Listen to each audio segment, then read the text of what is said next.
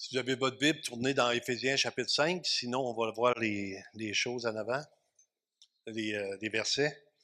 On est dans Éphésiens quand même depuis un certain temps, hein, ça fait 2 ans. Et quand il arrive des événements spéciaux, on saute. Comme à Noël, on a sauté sur d'autres choses, on passe à autre chose.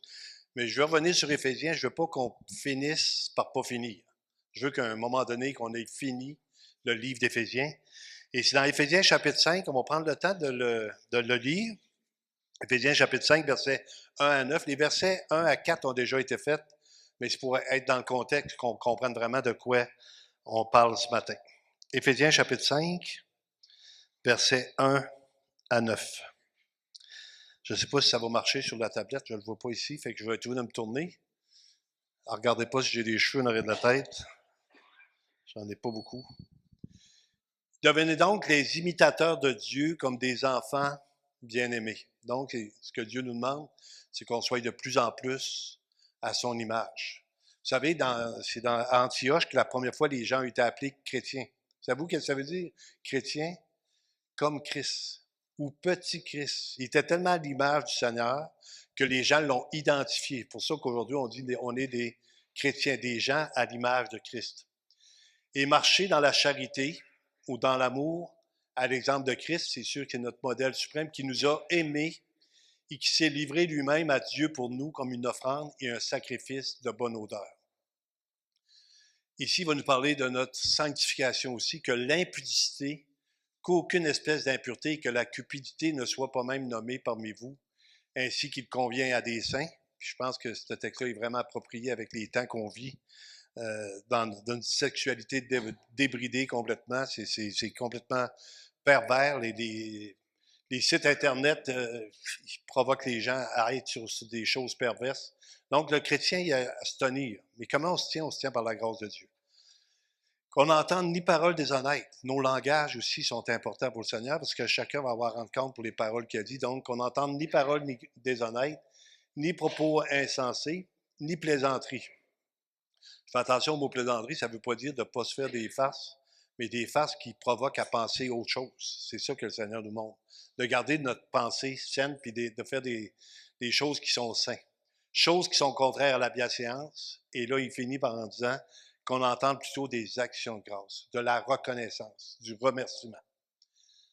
Car sachez-le bien, aucun impudique ou impur ou cupide, c'est-à-dire idolâtre, n'a d'héritage dans le royaume de Christ et de Dieu. Donc ici, il met ça, on en parle aussi dans Corinthiens. Il va dire, ces gens-là qui vivent comme ça, ils étaient de la même manière d'eux. Donc, il va nous dire que les gens qui vivent sans Christ, dans des agissements comme ceux-là, n'ont pas part au royaume de Dieu. Mais pour le croyant, s'il tombe, il va demander à Dieu de le pardonner et de le relever. Et là, il va demander au Seigneur de le conduire, de le diriger. Un peu comme David quand c'est arrivé dans cette situation. Et on arrive que personne ne vous séduise par de vains discours, car c'est à cause de ces choses que la colère de Dieu vient sur les fils de la rébellion. N'ayez donc aucune part avec eux. Autrefois, vous étiez ténèbres et maintenant vous êtes lumière dans le Seigneur. Marchez comme des enfants de lumière. Car le fruit de la lumière consiste en toutes sortes de bonté, de justice et de vérité. Et le titre du message, c'est « Commencer l'année dans la lumière ». On va parler de la lumière ce matin. Qu'est-ce que c'est que la lumière? Qu'est-ce que ça veut dire pour nous? Qu'est-ce que ça représente pour nous que d'être des enfants de lumière? Fait que si vous voulez, on va prier avant de commencer. On va demander au Seigneur vraiment qui nous dirige là-dedans. Seigneur éternel, on veut te remercier encore une fois que tu ne nous as pas laissés seuls, mais tu nous as donné ta parole. Ta parole est la vérité, Seigneur. On peut se baser là-dessus, on peut se rassurer là-dessus, on peut marcher avec cette parole, c'est elle qui nous conduit. Puis donne-nous aussi de comprendre ce matin qu'est-ce que ça signifie que de marcher dans la lumière, que d'être dans la lumière, Seigneur Dieu. C'est tellement important dans ce siècle de ténèbres, parce que ça n'a jamais été aussi obscur, Seigneur, qu'on puisse briller dans ce monde perdu. Je te remercie, Père, dans le nom de Jésus. Juste ce matin, je lisais un petit article, puis il disait que la religion ou la foi est en train de revenir dans les enfants, dans les jeunes, même s'il n'y a plus aucun enseignement religieux dans les écoles, même si on a complètement enlevé Jésus, il n'y a jamais eu autant de gens qui ont la foi aujourd'hui. On voit des réveils partout. Je lisais qu'il y avait 22% plus de Bibles vendues aux États-Unis l'année passée que l'année d'avant. 22% plus de la Bible. Donc, il y a des gens qui cherchent quand même. On est créé à l'image de Dieu. Puis on a besoin de savoir ce qu'on s'en va pour l'éternité. Les gens sont quand même pas fous. Au bout de la ligne, y a-t-il quelque chose après? Et avec maintenant nouvelles données scientifiques, hein, il y a plus que 50% des scientifiques qui croient que Dieu existe. Ça ne veut pas dire qu'ils ont mis leur confiance en Jésus, mais de plus en plus, tout se tourne pour dire qu'il y a un Dieu créateur.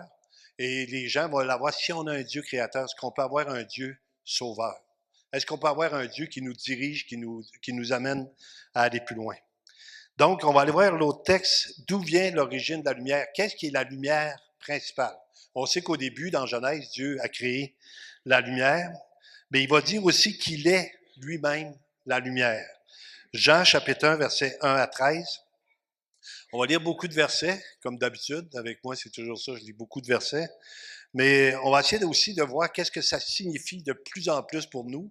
Et peut-être la prière que vous allez faire quand vous allez être rendu chez vous. Seigneur, est-ce que je marche vraiment dans cette lumière-là que toi, tu m'as accordée? Jean, chapitre 1, versets 1 à 13. Au commencement était la parole, et la parole était avec Dieu, et la parole était Dieu. Elle était au commencement avec Dieu. Toutes choses ont été faites par elle, et rien de ce qui a été fait n'a été fait sans elle. Et en elle était la vie, et la vie était la lumière des hommes. Pour vous qui êtes nés de nouveau, hein, pour tous ceux qui ont pris une décision pour le Seigneur, vous savez qu'un jour, Dieu s'est révélé à nous. Il a éclairé notre état, comment on était perdu, pour nous montrer comment on pouvait être sauvé. Ça a pris cette lumière-là pour nous. La Bible nous dit qu'on était tous perdus. Mais il y en a certains qui ont vu la lumière, hein, un peu même dans Jean chapitre 10. Il va nous dire qu'il appelle ses brebis, il les appelle par son nom. Ces brebis le connaissent. Donc, il y a des gens qui ne répondent pas, mais ceux qui répondent, c'est que vous avez vu quelque chose. Il y a quelque chose qui s'est passé. La lumière de Dieu est venue vous éclairer. La lumière, lui, dans les ténèbres, et les ténèbres ne l'ont point reçu. Il y a un homme envoyé de Dieu, son nom était Jean. Il vint pour servir de témoin, pour rendre témoignage à la lumière, afin que tous crussent par lui. Le témoignage est universel. Il n'y a jamais eu autant d'évangélisation qu'aujourd'hui, à cause d'Internet aussi, même si Internet a beaucoup de choses corrompues, Internet permet que les gens puissent avoir l'enseignement, puissent avoir Moi, quand je fais mes études, je m'envoie sur Internet. Je tape, mettons, donnez-moi des versets sur la lumière. Et là, ils vont me citer plein de versets, je peux le faire par la concordance. Ça, qu'est-ce que ça signifie la lumière selon Dieu? Et là, je prends des livres bibliques qui vont me dire, ben, la lumière selon Dieu, c'est telle chose. Vous avez toute la même capacité, vous avez toute la même facilité de comprendre ce que Dieu veut nous enseigner. C'est pour ça qu'on dit aux gens, étudiez la parole de Dieu aussi par vous-même, pour que vous puissiez grandir dans la foi. Donc, il dit, il n'était pas la lumière, là, il parle de Jean, mais il parut pour rendre témoignage à la lumière. Cette lumière était la véritable lumière qui, en venant dans le monde, éclaire tout homme. Elle était dans le monde, et le monde a été fait par elle, et le monde ne l'a point connue. Elle est venue chez les siens, et on parle du peuple juif, et les siens ne l'ont point reçue. Et bien, à tous ceux qui l'ont reçue, à ceux qui croient en son nom, elle a donné le pouvoir de devenir enfants de Dieu. Lesquels sont nés, non du sang, ni de la volonté de la chair, ni de la volonté de l'homme, mais de Dieu. Je trouvais ça intéressant ce matin. On se demandait si on allait continuer avec mon amie Carole, voir si on continuait avec les personnes âgées à Montjoly, puisque là, on est beaucoup moins nombreux. Il y en a qui sont décédés, il y a des gens qui sont partis, qui sont déménagés. Et puis, j'avais demandé au Seigneur que M. Saint-Amand soit là, puis Maurice avait été le chercher. Il est arrivé là. Il y a une chrétienne qui est là, une personne qui vient nous autres, et puis là, on jasait. Je ne suis pas venu ici pour vous entendre jaser. Je suis venu ici pour entendre la parole de Dieu. Ça m'a vraiment frappé. Je me dis, c'est-tu incroyable? Parce que moi, je voulais juste prendre un petit peu de temps avec M. Saint-Amand. C'est pas mauvais non plus. Mais elle dit, s'il n'y a pas d'enseignement, fait que là, j'ai dit, non, on commence. J'ai sorti dans la Bible. Puis elle dit, elle voulait entendre la parole de Dieu. Avez-vous quelque chose pour moi ce matin? Avez-vous la parole de Dieu? Puis je trouvais ça vraiment béni qu'elle ose l'affirmer, qu'elle ose le dire. Puis une église, c'est ça. Une église, c'est centré sur la parole de Dieu. Y a-t-il un enseignement? Je me souviens, il y a quelques années, quand on dit aux gens, voulez-vous vous saluer? Et puis les gens se saluent, et puis il y a un monsieur qui était nouveau, il partait pour s'en aller. Il dit, je pensais que c'était fini. Non, non, je dis, on a un enseignement, là. Même, là, je pense que c'est M. Saint-Laurent, à un moment donné, il dit, il va-tu avoir de l'enseignement? On avait vu des témoignages d'Haïti quand vous êtes arrivés. Puis il dit, quand est-ce qu'il va y avoir une prédication? C'est la même chose. On a besoin de cette parole-là. C'est elle qui nous éclaire, c'est elle qui nous allume. 1 Jean, chapitre 1, verset 5. 1 Jean 1, 5. La nouvelle que nous avons apprise de lui, que nous vous annonçons, c'est que Dieu est lumière et qu'il n'y a point en lui de ténèbres. Dieu est lumière. Donc, c'est sûr que quand on va devant le Seigneur, on est mis à nu. Je sais pas, vous avez sûrement des places chez vous quand vous formez la lumière le soir. Et puis là, vous voyez votre chose, là, votre manteau est dessus, pas votre chapeau, mais votre manteau. Puis là, c'est comme s'il y aurait quelqu'un dans la pièce. Là, il te passe des petits frissons, tu allumes la lumière. C'était ton manteau qui était sur le... Comment on appelle ça, le poteau, là? La patère. Fait que c'est c'est rassurant. Aussitôt que la lumière vient, les ténèbres disparaissent. Il y avait un grand enseignant, il dit, les chrétiens viennent pas à l'athéisme parce qu'ils ont peur des ténèbres. Et quelqu'un a dit, vous autres, vous venez pas au christianisme parce que vous avez peur de la lumière.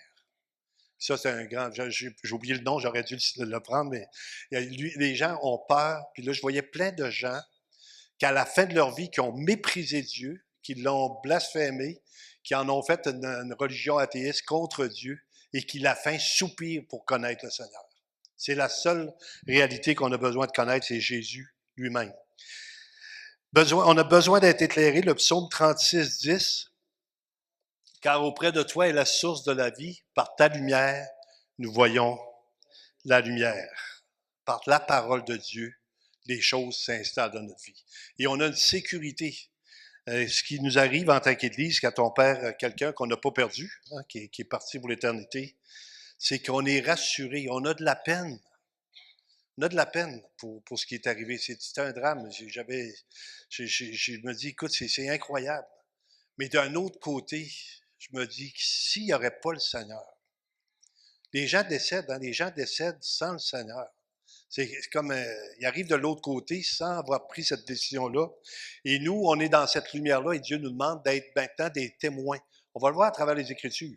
Parce qu'on n'est pas seulement une lumière parce que Dieu nous a sauvés, on est une lumière pour les autres. Et puis, on va avoir beaucoup de textes encore là-dessus qui vont nous éclairer. Éphésiens chapitre 1, versets 15 à 19.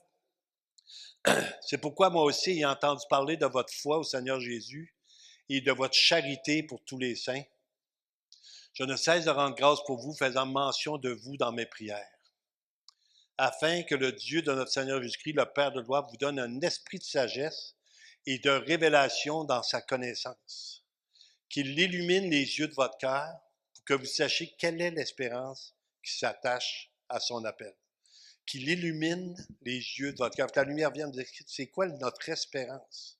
Qu'est-ce que Dieu nous promet? Qu'est-ce que Dieu dit? Et ce que Dieu promet, il l'accomplit. Dieu nous donne une espérance qui est au-delà de tout ce qu'on peut penser. Même quand on est malade, même quand on vit des choses difficiles, souvent les gens vont me dire, c'est rien ça. Ceux qui n'ont pas connu le Seigneur, eux autres. Hein, les gens décèdent à l'hôpital sans personne pour leur parler de l'amour de Dieu. C'est vraiment une tristesse absolue. Et en plus, on leur ment. On dit, ah, tu vas aller te reposer pour l'éternité. Tu vas te reposer, il n'y a pas de problème, ça va bien aller. Et tout le monde leur dit ça comme si c'était une vérité que personne ne connaît, pendant qu'on sait que si les gens sont sans Christ, ils n'ont aucun espoir de l'autre côté. Qu'ils soient une bonne personne sur la terre ou pas une bonne personne, malgré qu'il n'y a personne qui est bon, il y a seulement Dieu qui est bon, les gens n'ont pas cette espérance-là. Et ici, il nous dit qu'il illumine les yeux de notre cœur. C'est une prière. Qu'il illumine les yeux de notre cœur, qu'il nous révèle ces choses-là, comment c'est important. Alors, dans les semaines à suivre, on va voir à un moment donné le texte qui nous dit « Rachetez le temps, car les jours sont mauvais. » Ça va tellement vite. Je parlais à M. Saint-Amand ce matin, 95 ans. Je dis « Monsieur Saint-Amand, vous êtes dans votre chambre. Vous devez trouver que les journées sont courtes. Et les journées n'ont jamais passé aussi vite de ma vie. Plus qu'on vieillit, on dirait que ça déroule, ça va vite. Et puis là, qu'est-ce qu'on est en train de faire? On cherche la volonté de Dieu, Seigneur, pour le temps qui me reste. J'ai regardé, les femmes se sont toutes mobilisées cette semaine pour apporter de la nourriture à Diane, peut-être aider aussi à Mélissa. Ceux qui ont pu, si vous n'avez pas eu de téléphone, c'est pas par méchanceté, c'est juste que c'est dur à organiser. Mais ils se sont mis à part. de suite pour dire, pendant qu'on est là, on va prendre soin de notre sœur. Ça fait partie de qui on est en tant qu'Église. Si vous pouvez aller voir Martine aussi, s'il y a des gens qui veulent aider aussi de ce côté-là, peut-être qu'elle pourrait vous guider. Notre position, Matthieu 5, 14 à 16. Ici, ça fait vraiment contraste avec la volonté du gouvernement qui est de nous amener à rester dans nos bâtiments sans parler du Seigneur à personne, de se cacher. Faites ça chez vous. Faites votre petit culte à la maison. Savez-vous quoi? C'est important de faire notre culte à la maison, mais c'est aussi important de représenter Christ sur le domaine public, de dire qu'est-ce que c'est nos valeurs. Dans Matthieu 5, il dit, vous êtes la lumière du monde. Une ville située sur une montagne ne peut être cachée. Et on n'allume pas de lampe pour la mettre sous le boisseau, mais on la met sur le chandelier et elle éclaire tous ceux qui sont dans la maison. Les gens disent ça, des fois, on nous a regardé, vous avez vu à la télévision, ils ont dit, on ne veut plus avoir de prière dans les lieux publics. Et souvent, les chrétiens vont dire, c'est une bonne affaire, on ne verra pas les musulmans à quatre pattes dans les lieux publics. C'est pas nécessairement ça qu'il faut penser. Il faut dire aussi que les croyants n'auront plus le droit d'être dans les lieux publics. Les croyants n'auront plus le droit de manifester contre l'avortement, n'auront plus le droit de manifester contre l'euthanasie, n'auront plus le droit de prier pour le Seigneur. Et personne sont en train de dire que les croyants sont méchants, c'est juste qu'on élimine tout. On jette le bébé avec l'eau du bain, on élimine tout. Fait qu'il n'y en aura plus de religion. On va vous montrer ce qui est bon. Mais savez-vous quoi, en disant ça, on va vous montrer la nouvelle religion, la religion gouvernementale, l'athéisme. D'autres, c'est vraiment rien. Là, ils sont en train d'enlever le dernier crucifix là, qui est dans l'Assemblée nationale. Ils ont vu quelqu'un qui a vu ça sur le mur, puis il était tellement scandalisé. C'est quoi qui te fait peur autant que ça? Tourne-toi vers le Seigneur, tu vas l'apprécier, puis c'est tout, là. Au lieu de tout vouloir avoir tous les droits et d'oublier tous ceux qui sont croyants, les mettre à part, puis écoutez, les temps s'en vont pas vers le mieux pour le christianisme au Québec. Ça s'en va vers le pire. Mais nous autres, on va devoir briller à travers le pire. Et chaque fois qu'il y a eu des réveils dans l'histoire de l'Église, c'est à cause de la persécution. Les gens étaient méprisés, les gens étaient abattus, les gens vivaient des choses difficiles. Et là, ils partaient puis ils témoignaient l'Évangile parce que c'est la seule bonne nouvelle. Il n'y a jamais eu autant de musulmans qui se convertissent présentement dans le monde. Parce qu'eux autres aussi ont besoin de cette lumière-là. Fait qu'on n'est pas contre les autres. On est pour Jésus-Christ. Restez toujours accrochés à ça. On n'est pas contre l'Église catholique. On est pour Christ. Et tous ceux qui vont l'entendre, ben, ils vont avoir au moins cette possibilité-là de le connaître. Donc, il dit que votre lumière luise ainsi devant les hommes, afin qu'ils voient vos bonnes œuvres et qu'ils glorifient votre Père qui est dans les cieux. Donc, qu'ils voient vos bonnes œuvres. Quand on a fait notre 30e anniversaire l'année passée, on avait invité M. le maire, vous vous souvenez, ceux qui étaient là. Et savez-vous qu'est-ce qu'il a dit quand il était en avant? J'ai regardé encore le témoignage dernièrement. Il dit, on veut féliciter, la Bible parle, parce que c'est des gens qui prennent soin des autres. Ils prennent du monde en Haïti. Ils sont prêts, on le voit plus à Rivière-du-Loup par rapport à notre centre d'entraide, comment on aide les gens. Juste vous dire, l'année passée, au centre d'entraide, on a donné 50 000 $ de nourriture. Centre d'entraide qu'on gère, c'est vous autres, c'est l'Église de la Bible parle de Rivière-du-Loup. Et puis, ils donnent la nourriture. Quand les nouveaux arrivants arrivent, on fournit des vêtements, on fournit l'ameublement, on prend soin des gens. Et les gens ne peuvent pas nous parler contre nous autres. Ils sont toujours dire que ces gens-là, quand même, ils font du bien. Claude, l'année passée, l'Église Nouvelle Vie à Longueuil, 25 millions d'aides alimentaires qu'ils ont données dans la communauté. 25 millions. Juste la journée de Noël, quand ils ont reçu les gens, ils donnaient pour 1 million de nourriture. Ils ont décidé de faire ça. Et quand la crise du verglas est arrivée, l'Église qui s'est impliquée le plus solidement, c'était l'Église Nouvelle Vie de Longueuil. Personne peut. Les députés vont là, ils sont obligés de dire, vous autres, vous en faites tellement, coûte à rien au gouvernement, ça là. C'est qu'on a décidé de prendre soin des autres. Puis ça aussi, le Seigneur nous demande de continuer de persévérer dans ce domaine-là. 1 Thessaloniciens, chapitre 5, versets 4 et 5. Mais vous, frères, vous n'êtes pas dans les ténèbres pour que le jour vous surprenne comme un voleur. Vous êtes tous des enfants de lumière et des enfants du jour. Nous ne sommes point de la nuit ni des ténèbres. Et à chaque fois que les Écritures vont aller là-dessus, constamment nous encourager, vous êtes des enfants de lumière. On va marcher comme des enfants de lumière. Que les gens vous regardent, ils disent ça, c'est des enfants ils ont des choses qu'on n'a pas. On va le voir tantôt dans d'autres textes aussi. La lumière, guidée par sa parole, Psaume 119, verset 105. Psaume 119, 105. Ta parole est une lampe à mes pieds et une lumière sur mon sentier. Je disais la semaine passée, quand je vous ai parlé, que vous n'avez plus d'excuses. On n'a pas d'excuses de ne pas entendre la parole de Dieu. Si vous allez sur YouTube, vous tapez Bible audio, vous avez la Bible au complet avec à peu près 50 narrateurs différents. Vous cliquez sur le piton, vous vous asseyez dans votre chaise et la parole vous rentre dans vos oreilles. Vous êtes en train d'être encouragé par ce que le Seigneur dit. Prenez votre Bible le matin parce qu'il ne faut pas oublier que vous en avez une. Normalement, on a une. Et puis là, on prend le temps de la lire, on prend le temps de dire, Seigneur, guide-moi ce matin, conduis-moi. Fait que je puisse comprendre ce que tu as pour moi. Parce que, écoutez, je vais vous conter un secret, ma femme est là. Mais ma femme, qu'on est mariés depuis 29 ans, m'a écrit une lettre d'amour à un moment donné, avant qu'on commence à se fréquenter. Et dans ça, elle avait dit, moi, je mets l'espoir en quelqu'un dont je ne connais pas les sentiments. C'était moi. Je veux juste vous dire, j'ai tellement lu la lettre, je l'ai encore aujourd'hui, je pourrais vous la lire, mais je ne la lirai pas au complet. Il y avait rien de secret, mais c'était vraiment une lettre d'amour. Et les coins sont tous brisés, sont tous coupés, à force que je l'ai lu. La lettre est devenue jaune avec les années. Et j'ai encore la petite lettre qu'elle me disait qu'elle avait espoir qu'un jour je sois son mari. Et puis, c'est arrivé, ben, en tout cas, ça fait 29 ans que c'est arrivé. Et puis, je me dis combien j'étais intéressé à lire cette parole-là qui était donnée. C'était une lettre d'amour. Et là, on a la lettre d'amour du Papa Céleste, qui nous dit qu'il nous aime éternellement, qui veut nous rassurer, qui nous dit qu'il ne nous abandonnera jamais, qui nous dit que lui est fidèle même si on devient infidèle. Il est constamment en train de nous dire qu'il est là pour nous. Et on a besoin de se motiver, de s'encourager, parce que c'est cette lumière-là, c'est cette parole-là qu'on a besoin. C'est pas ce que les gens disent, c'est ce que Dieu dit qui compte. Donc, c'est vraiment la bonté de Dieu envers nous de ne pas nous avoir laissés orphelins. La lumière va nous rendre aussi des témoins. 1 Pierre, chapitre 2, versets 9 à 10. Quand vous êtes éclairés, puis je ne dis pas ça par vantardise, mais la première chose que j'ai faite, quand j'ai reçu le Seigneur, j'ai dit, il faut que mon village l'entende. Et puis, honnêtement, faites rire de moi en 6 boulots. Il n'y a pas un gars qui a fait rire de lui plus que moi dans mon village. Ils m'ont traité de fou, ils m'ont traité de malade mental, ils m'ont dit que j'étais, en tout cas, c'était... Mais c'est pas pour vantardise, c'est que après que j'ai réalisé, moi, comment j'étais perdu, là, ben, j'ai dit, eux autres aussi, ils sont, puis je voulais pas qu'ils vivent, qu'ils s'en aillent dans ce lieu de tourment-là, que le Seigneur appelle l'enfer. Je voulais qu'il y ait... Fait que j'ai dit, il faut que je leur dise.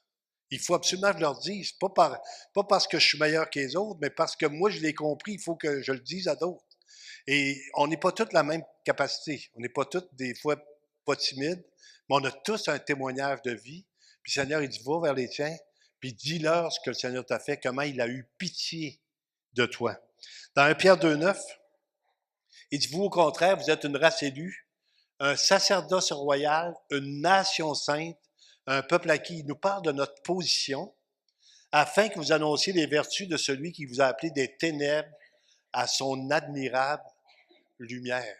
Afin d'annoncer les vertus de celui qui nous a appelés des ténèbres à son admirable lumière. Vous qui n'étiez pas un peuple. La regarde aujourd'hui, c'est la famille de Dieu, hein, c'est tout ensemble, on est en train de se réjouir dans le Seigneur. On est le peuple de Dieu, on est les enfants de Dieu, on est la famille de Dieu.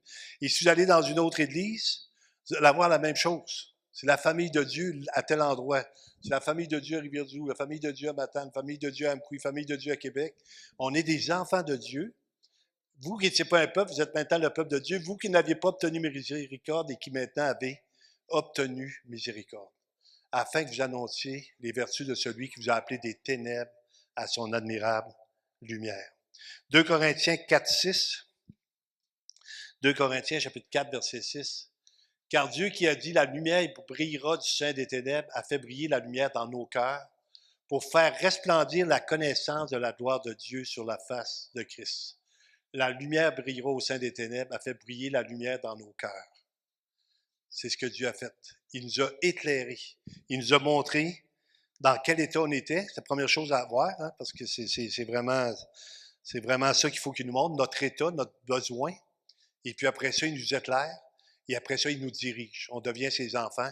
Et là, j'écoutais un reportage hier, Florent Varac, sur la sécurité éternelle. Il nous dit qu'il ne nous abandonnera jamais. Donc, j'ai plus à craindre de perdre ce que Dieu m'a accordé. Maintenant, je dois vivre en reconnaissance de ce que Dieu m'a accordé. Puis de dire, Seigneur, à chaque jour, Seigneur, ouvre-moi une porte pour que je puisse partager ma foi aux gens autour de moi. Et il y a aussi l'impact dans l'Église. Comment ça va être un impact puissant à travers les enfants de Dieu. Et là, je vais vous montrer quelque chose dans les Écritures qui devrait toutes nous interpeller pour nous dire, Seigneur, fais que jamais je me mette en guerre contre quelqu'un ou que je déteste quelqu'un dans l'Assemblée.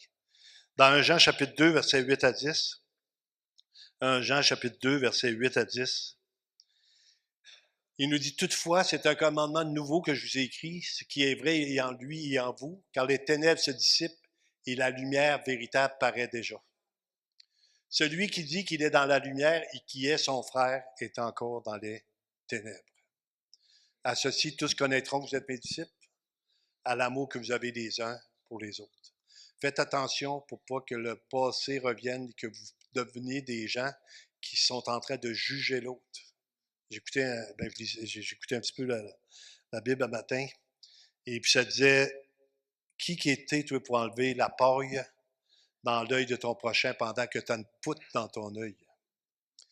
C'est Billy Graham qui disait, on n'est pas là pour juger les gens, on est là pour les aimer. Et Dieu va faire son œuvre par l'amour qu'on a pour les gens, de la manière qu'on les traite, de la manière qu'on en prend soin. On dit, Dieu va faire son œuvre dans leur vie pour les amener à aller encore plus loin. Celui qui aime son frère, regardez comment, c'est quand même un verset, celui qui aime son frère demeure dans la lumière, puis l'autre bout, aucune occasion de chute est en lui. C'est votre protection. D'aimer les gens, ça vient de vous protéger contre l'amertume, contre la frustration. Il dit, même quand il va parler de l'amertume, il dit qu'aucune racine d'amertume poussant des rejetons ne produise du trouble et que plusieurs en soient infectés. Ça protège notre cœur contre l'amertume, ça protège notre cœur contre le jugement, ça protège notre cœur contre tout. On aime. Puis tout ce qu'on veut, c'est le mieux de l'autre. On est tout le temps... Moi, je dis ça, ouais, si je vois arriver quelqu'un ici avec une voiture neuve dans la cour, électrique ou pas, je dis ça de même parce que c'est à la mode, je suis tellement content pour la personne.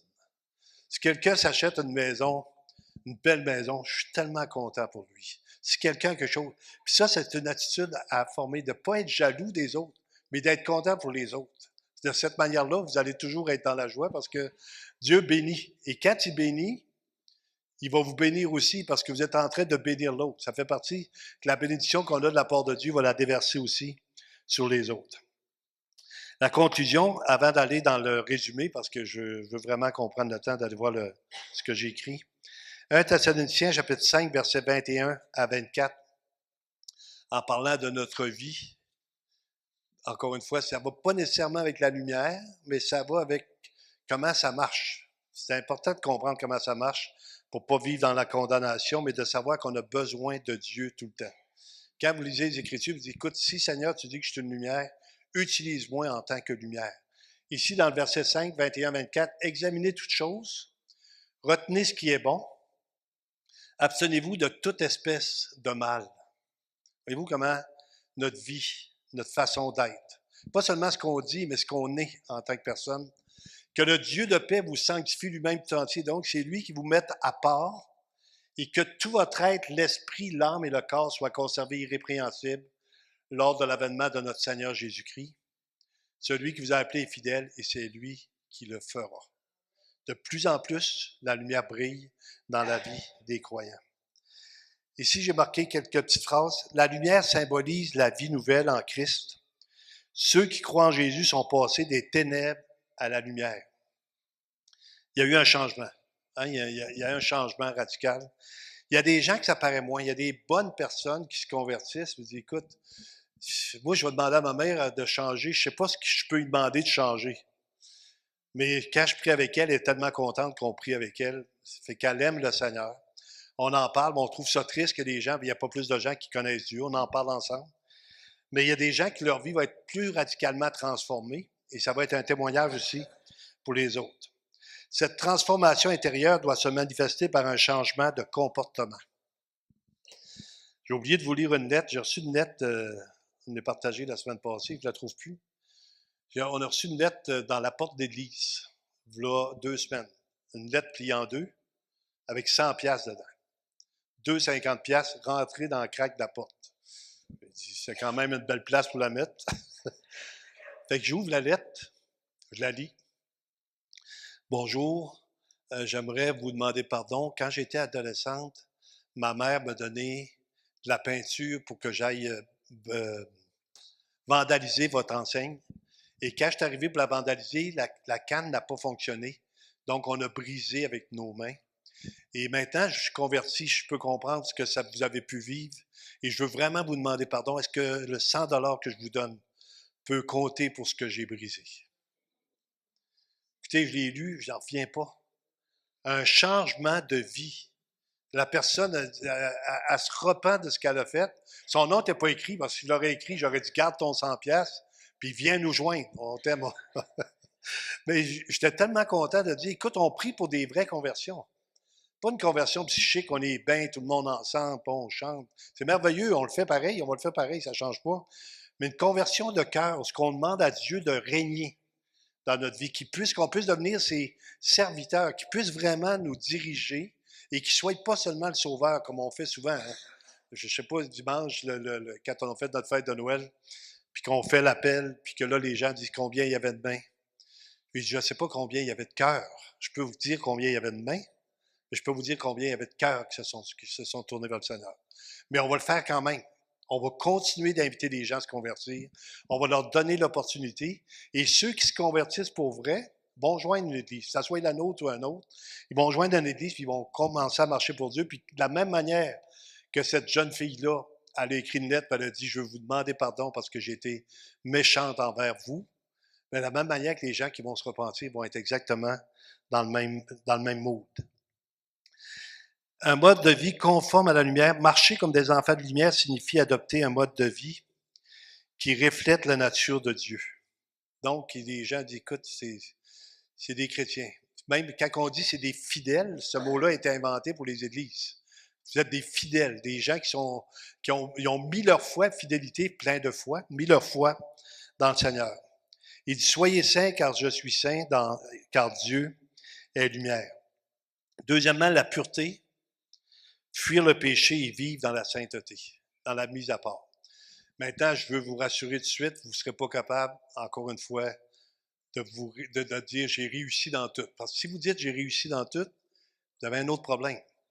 C'est l'orgueil. Puis ça, c'est encore pire que les autres. Fait qu'on est mieux de dire je dépends de Dieu chaque jour pour être un témoin à sa gloire. Je ne dépends pas de moi, je dépends de Dieu. Deuxièmement, être dans la vérité. Rejeter le mensonge et agir avec intégrité. La semaine prochaine, la suite du message, c'est pas la semaine prochaine, ça va être Olivier. L'autre semaine, on va parler aussi, ne prenez point part aux œuvres infructueuses des ténèbres, mais condamnez-les. Et ça, c'est pas évident.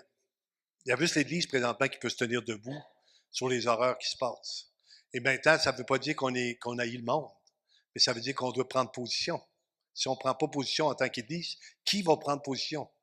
Hein, je vais vous dire une phrase que je vais vous dire dans 2 semaines. Elle n'est pas prête encore, mais dans le temps qu'il amenait les Juifs dans les abattoirs, dans les fours crématoires, dans des trains, ils passaient devant les églises et les églises chantaient plus fort pour ne pas les entendre.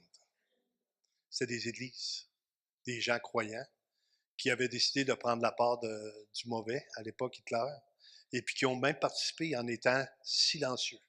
On va voir que ce n'est pas toujours évident parce que là, ça dit, écoute, pasteur, tu vas nous mettre du monde à dos. Moi, ça ne me dérange pas d'avoir du monde à dos. Ce que je ne veux pas avoir, c'est le Seigneur à dos. Lui, je veux l'avoir de mon côté. Fait que c'est sûr que je vais toujours dire les choses. Et puis, je ne les changerai pas, encore une fois, pour avoir plus de monde. Là, je suis rendu à 70 ans. J'ai plus cette passion-là d'avoir plus de monde pour montrer aux gens qu'on a plus de monde. Ça passe. Des idées de jeunesse, ça passe. Là. On veut montrer qu'on réussit, mais quand on est rendu à notre âge, on n'a plus besoin de montrer rien. Je veux savoir, Seigneur, il ne me reste pas beaucoup, mais je veux être sûr d'être ce que toi, tu me dis. Je veux être embarqué dans ce que tu m'appelles à être. La vérité, rejeter le mensonge et agir avec intégrité. Après ça, l'amour, imiter l'amour sacrificiel de Christ envers les autres. C'est ça aussi, être dans la lumière. Il dit de même que Christ est mort pour vous, vous aussi soyez prêts à mourir pour les frères, d'être prêts à donner notre vie pour les autres. Comment on peut, encore une fois, davantage être là pour aimer les frères et les sœurs. Porter du fruit spirituel. Les enfants de la lumière manifestent leur foi par des actions empreintes de bienveillance, d'équité et de sincérité. C'est pas quelque chose qu'on veut montrer, mais ça fait partie de ce qui on est, de la bienveillance. Vous allez voir quelqu'un à l'hôpital, il souffre, il est malade. Il dit, je peux-tu te parler de Jésus? Il dit non. Tu dis quand même, je vais continuer de t'aimer pareil. Ça ne change pas. L'équité, d'avoir de l'amour pour les gens qui sont là, qui ne le connaissent pas. Et on ne sait jamais quand est-ce que Dieu va faire son œuvre et qu'il va ramener cette personne-là à la foi. Et on termine avec être un témoignage dans le monde. Marcher comme des enfants de lumière signifie également refléter la lumière de Dieu dans un monde marqué par les ténèbres. Il y a une différence. On contait une histoire, c'est Pasteur Jeff qui me contait ça. Il avait été dans une mission, et puis tout le monde était ensemble, et puis les gens disaient, vous n'êtes pas pareil, vous avez quelque chose de spécial, vous êtes différent. Puis il y a un gars qui était avec eux autres, oui, hein? Non, pas toi, toi, tu es comme nous autres. Eux autres sont différents, mais toi, tu es exactement comme nous autres. Là, il capotait bien raide parce que lui, il montrait qu'il n'avait pas changé, il était comme le monde, et le monde s'identifiait à lui, mais pas aux chrétiens. Parce que les chrétiens, c'est différent, mais ça ne veut pas dire qu'on les aime pas. Ça veut dire qu'on doit continuer à briller, qu'ils voient la lumière, puis qu'à leur tour, ils puissent se tourner vers lui. Le résumé, marcher comme des enfants de lumière, c'est vivre en accord avec l'identité nouvelle que le croyant a reçue en Christ. Cela signifie refléter la lumière de Dieu par un mode de vie marqué par sa bonté. Un mode de vie marqué par sa bonté, la justice et la vérité, tout en influençant le monde autour de soi. De ne pas avoir peur de dire oui, je suis différent. Oui, je connais le Seigneur, oui. Ça fait des années, puis je suis encore là, on n'a pas changé, on ne changera pas la parole pour l'adapter. On va se soumettre à la parole pour la confesser. Amen.